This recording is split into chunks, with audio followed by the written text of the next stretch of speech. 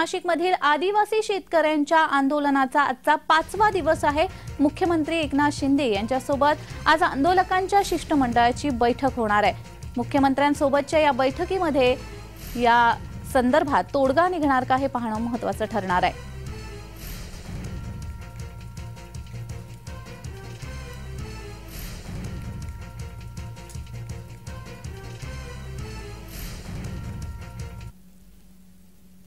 तर या संदर्भात अधिक माहिती देण्यासाठी आमचे प्रतिनिधी किरण गोटू हे आपल्याशी लाईव्ह द्वारा जोडले गेलेले आहेत। किरण, आदिवासी शेतकऱ्यांच्या मोर्चाचा आंदोलनाचा आजचा 5वा दिवस आहे।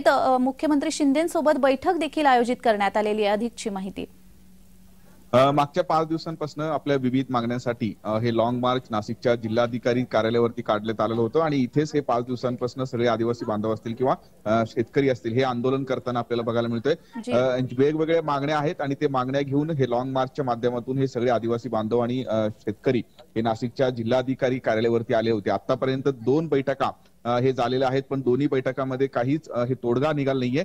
त्यामुळे हे आंदोलन जे आहे ते अद्याप चालू असल्याचं बघायला मिळतंय आणि आज मुंबईमध्ये आणखीन एक बैठक हे पार पडणार आहे आणि मुख्यमंत्र्यांच्या उपस्थितीत हे संपूर्णपणे बैठक पार पडते। त्यामुळे आजच्या बैठकीत तरी तोडगा निघतो की नाही हे बघणं महत्त्वाचं असणार आहे। कारण अगदी 2 दिवसांपूर्वीच नाशिकमध्ये जे आंदोलनाची कोर कमिटी आहे ते कोर कमिटीची एक बैठक पार पडली होती आणि 1 तारखेपर्यंत वेळ जो आहे तो कुठेतरी राज्य सरकारला देण्यात आलेलं होतं आणि 1 तारखेपर्यंत आमच्या मागण्या ह्या पूर्ण नाही झाल्या तर आम्ही एकतरी मुंबईकडे कूच करू, नाहीतर नाशिकमध्येच आमरण जे उपोषण करू, अशा पद्धतीची भूमिका हे कोर कमिटीने घेतलेली होती। आणि खरं तर या सगळ्या पार्श्वभूमीवरती आज मुंबईमध्ये मुख्यमंत्र्यांच्या उपस्थितीत एक बैठक पार पडणार आहे आणि त्या बैठकीमध्ये काही तोडगा निघतो का हे पाहणं महत्त्वाचं असणार आहे। कारण जिल्हाधिकारी कार्यालयासमोर मागच्या 5 दिवसांपासून आदिवासी बांधव असतील किंवा शेतकरी असतील हे आंदोलन करतायत। संपूर्ण जिल्हाधिकारी कार्यालयाला घेराव घालून हे रस्त्यावरतीच ठिय्या मांडून हे सगळे आंदोलक आंदोलन करताना आपल्याला बघायला मिळतात। त्यांच्या वेगवेगळ्या मागण्या आहेत, त्यामध्ये प्रामुख्याने वन जमीन जी आहे ते नावर करून देण्यासाठी